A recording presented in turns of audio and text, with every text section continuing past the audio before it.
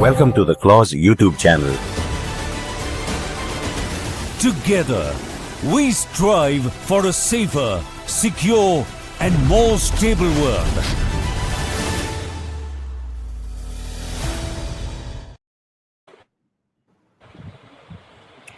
Good evening, everyone. Welcome back to yet another episode of Strategic Frontlines, the official YouTube channel of Clause. I'm Dr. Roshan Kanijo, and I have today two distinguished guests with me. Please welcome Lieutenant General VK Singh, AVSM, YSM retired. General Singh specializes in national security and strategic affairs related to South Asia. Please also welcome Major General RPS Bhaduria, VSM retired. He specializes in counterterrorism and scenario building and gaming exercises. Currently, he is the Additional Director General of Clause. Today, we are going to discuss India's major policy shift on Pak Occupied Kashmir. The Parliament of India and all the parties have taken a united stand that POK is a part of India. Post-operational Sindoor, there has been a more nuanced approach to POK. And the narrative has been that any future talks with Pakistan will only be on POK. This is backed with aggressive diplomatic initiatives. India has also highlighted globally the issues of terrorism, which comes from this region.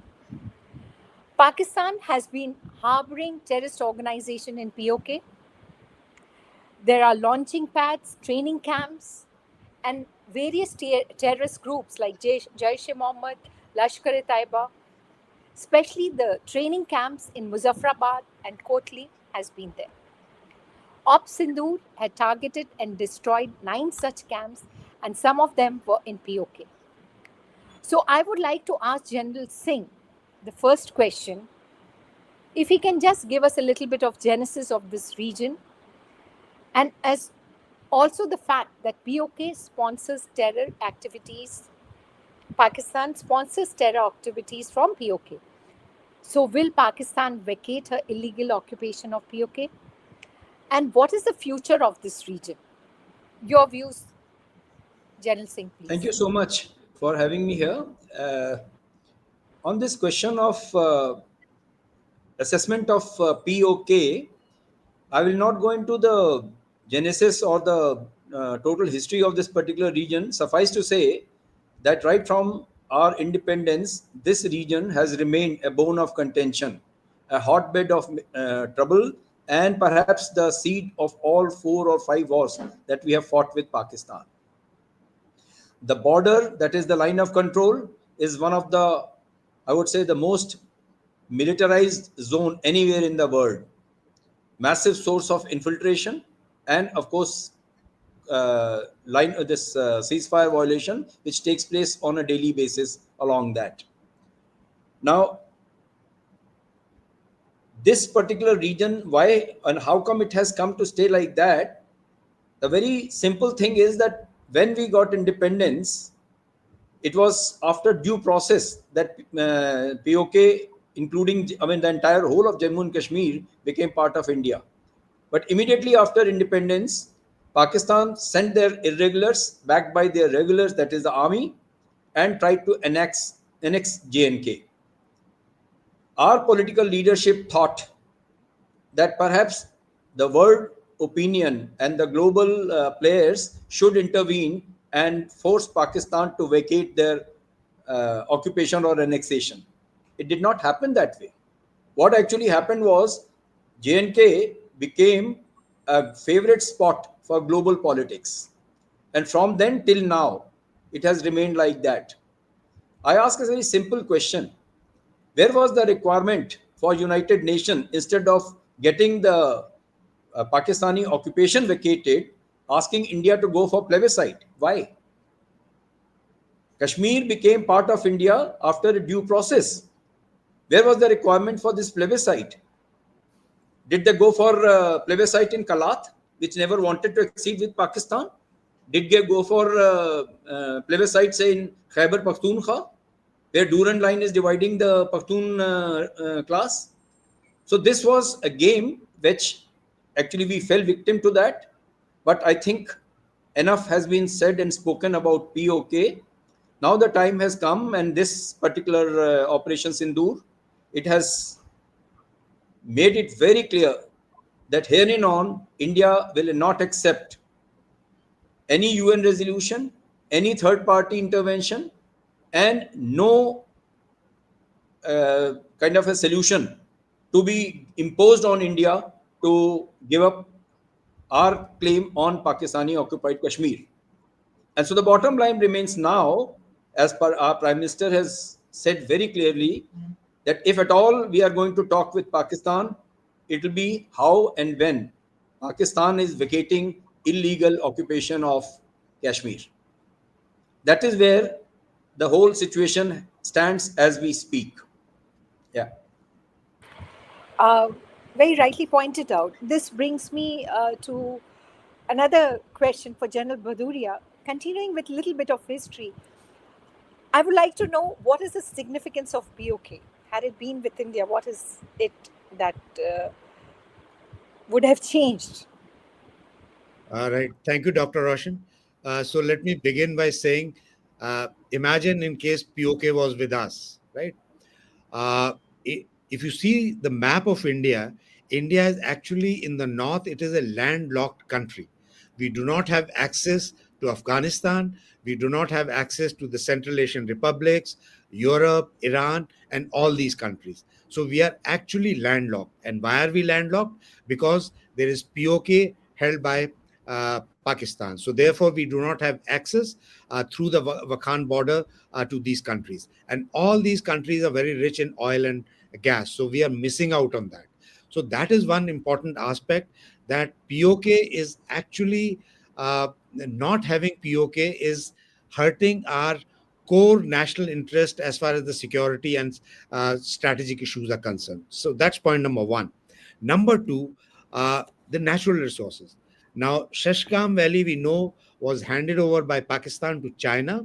The reason was this was soon after 1962 war, and Pakistan wanted to buy peace with China. And therefore, they handed over this valley, and this valley has got 242 glaciers, right? It is the most glaciated region after North and the South Pole. So there's a lot of fresh water, and we know the kind of water stress people are facing because of the climate change. So our energy security would have been that much better. Now, let me also highlight another aspect. China's GCL Poly Energy Holding is establishing a plant there for 130,000 metric tons of polysilicon. Now, this is going to make silicon wafers, and from which chips would be made. And why this is possible in this particular region? Because there's fresh water, and also there's a desert called Taklamkan Desert where there's a lot of sand. So they have got sand, they have got water, they can make these chips and export it. And we understand going forward, chips is what is some kind of a new oil. So that's the significance of Shashkam Valley. Others, Hunza Nagra, right? Very rich in uranium, and India is short of uranium. So that would have been with us, and we would have been that much more rich as far as the uranium is concerned. Then we know that coal, gas, oil, everything is there. Gold and gems. China is carrying out mining of gold. The other aspect which we must keep in mind is that POK is a bridge between Pakistan and China.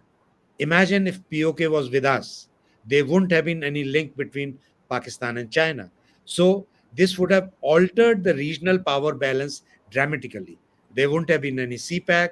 We wouldn't be sitting on the Siachen Glacier spending so much of money. So I can go on. The other aspect that I wish to highlight very briefly is the uh, China in POK, because of which the LOC and LAC linkages have come about. And China has, in some manner, become a factor in Jammu and Kashmir issue, right? The other thing is linked to the terrorism, which you highlighted very well. So therefore, In case POK was with us, India would have been for sure more secure, more interconnected with the Central Asian republics and Europe. We would have done a lot of trade. We would have had that many more resources. Continuing with what you said about China's influence in Pakistan, we know that China has now major strategic interest in Pakistan, and one of the major one being China-Pakistan Economic Corridor, that is the CPEC. Now, here three issues are here. Firstly, the major highway passes through POK. There are news about construction of a tunnel in the Lipa Valley in POK. There has been news that China's activities are there in Gilgit-Baltistan and their military presence. There's been alleged news about it. China has also been trying to bolster Pakistani's capabilities. We know that there are encrypted communication towers there. There are fiber cables. Chinese advanced radar systems are there. You already mentioned about Saksham Valley. So now my question is to General Singh. How all this thing is going to impact our position in POK? Is it going to be a more complex issue than it seems to be? Your views, General Singh. Yeah, so it's quite clear that with China's interest getting seeded in POK, the challenge has become very serious now and difficult now in the sense that regaining or forcing Pakistan to vacate its occupation of Pakistan Occupied Kashmir will be very, very difficult. But having said that, the I mean, from position India's position point of view, there is a 1994 resolution in the Parliament which states that Government of India calls upon Pakistan to vacate its illegal occupation of Pakistani occupied Kashmir. Post Article 370, removal of Article 370, Pakistani, that is J&K, has become a union territory, an integral part of India constitutionally. Supreme Court has also put its stamp on that. So it'll be very, very difficult for any subsequent government to give up this stand. So it is becoming almost very, very, I would say, insolvable problem because our positions are so hardened now. Pakistan, like General Baduria mentioned, China and Pakistan because of their interest, and India for the same reason in the opposite direction. Very difficult. Now, if we just go into a little bit of history and see, is there any example in history?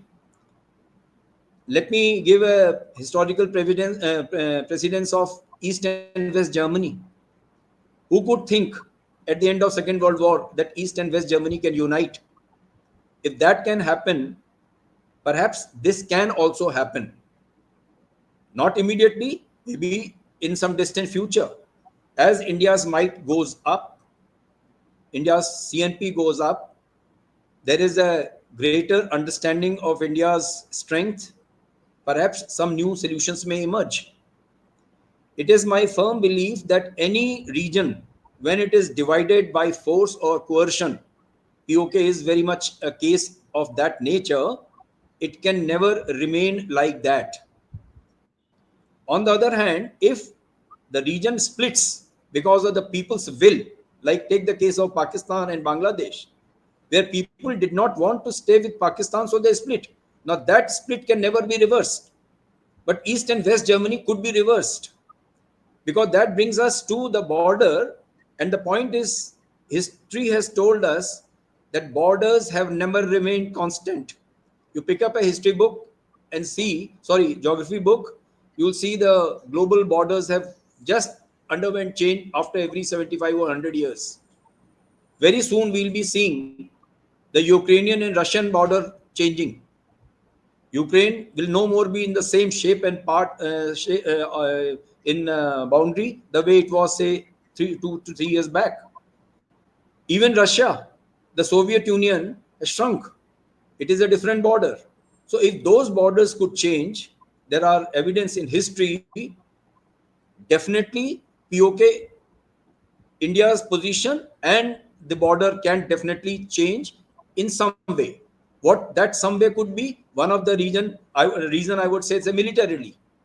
We know that under the circumstances and because of the nuclear dimension of all three countries involved, it is not possible to annex, to take over Pakistani occupied Kashmir by force. But there is a alternative. It is just a food for thought that every time, like we say that Operation Sindoor is not terminated, it's an ongoing operation. So next time when there is Operation Sindoor 2, who can stop India from going ahead doing some kind of a salami slicing what China was doing to us in Arunachal Pradesh, capturing some important key terrain feature in POK, improve your domination. And across the LC, you will always find a terror camp. So our position that firstly line of control is not a international border, and we are going to strike at the terror bases anytime, all the time, whenever we want.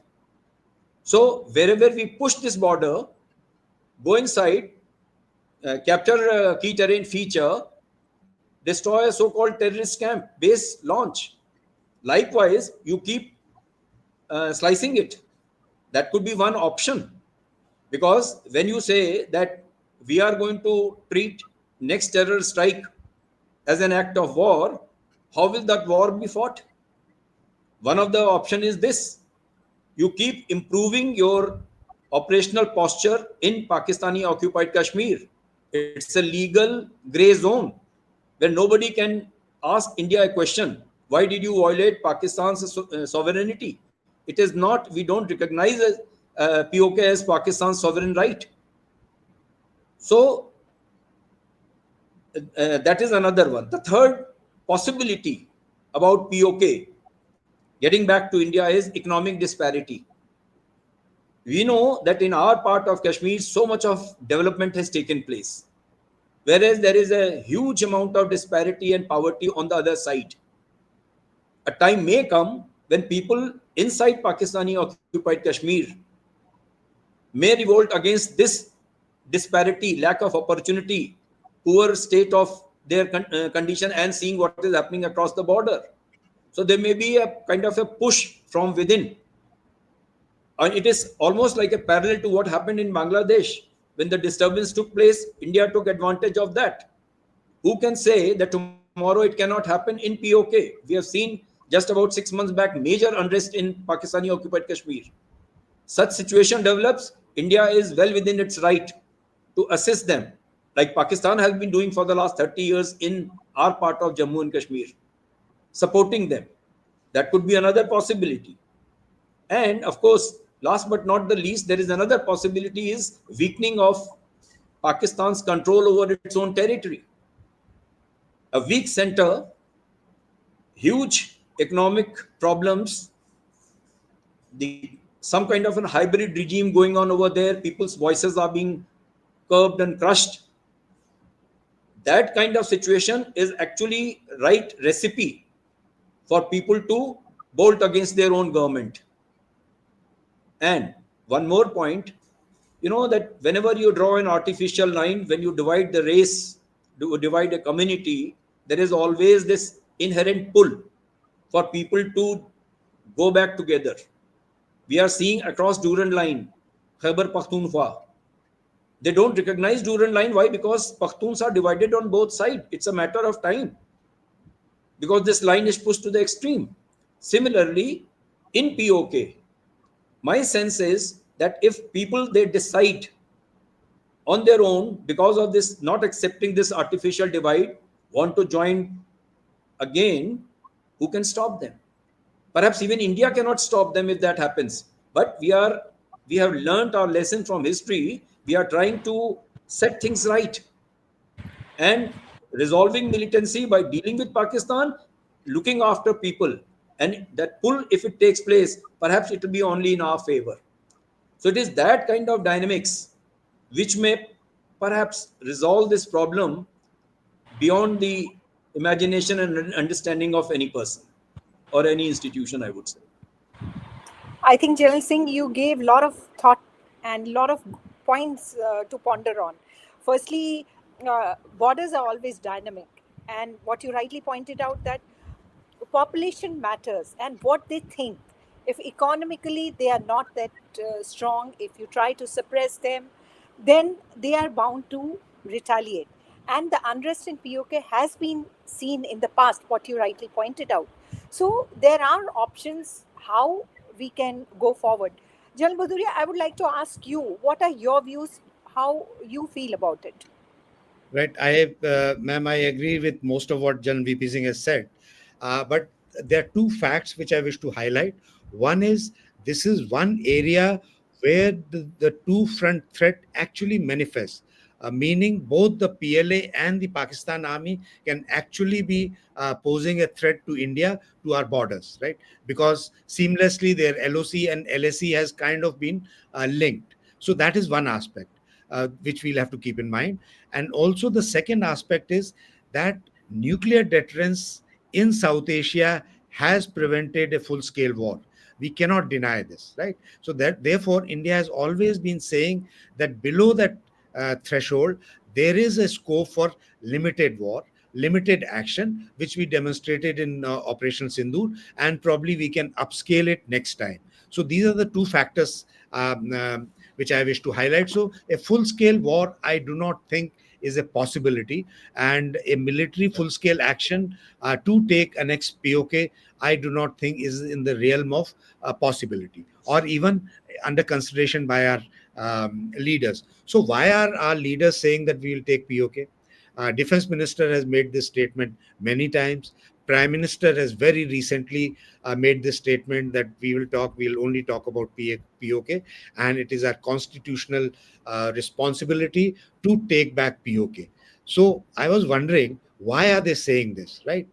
I'm reminded of one saying what Prime Minister Narasimha Rao used to say, that strategy is never spoken. It's never spoken in public. It is to be felt by the person against whom it is directed. So, what could be the strategy? I was just trying to analyze and wonder. Now, some bit of that answer I found in the recent Pakistan national budget, which is being going to be presented. Firstly, it was to be presented on 2nd of June. They could not do so because IMF said we want to vet it. So it has gone back to IMF. They are going over it and seeing the how the expenditure is taking place. And the reason Pakistan gave was that, look, our prime minister is not in the country, so therefore we will take time to present it. And I think most likely it is going to be presented on 9th. Now, what are the two factors which IMF is actually looking at? One is, before that, let me highlight that compared to last year, their defense budget, their national budget has shrunk by 10%. Last year, it was 10 trillion rupees. And this year, it has come down to 16 trillion rupees. So imagine a national budget shrinking. In our case, it is expanding all the time. So that is one aspect. So therefore, what has happened is that revenues are not there with Pakistan. In spite of that, in spite of their taking loans and under strict conditions from IMF, their defense spending is going to increase by almost one third this year, right, compared to last year.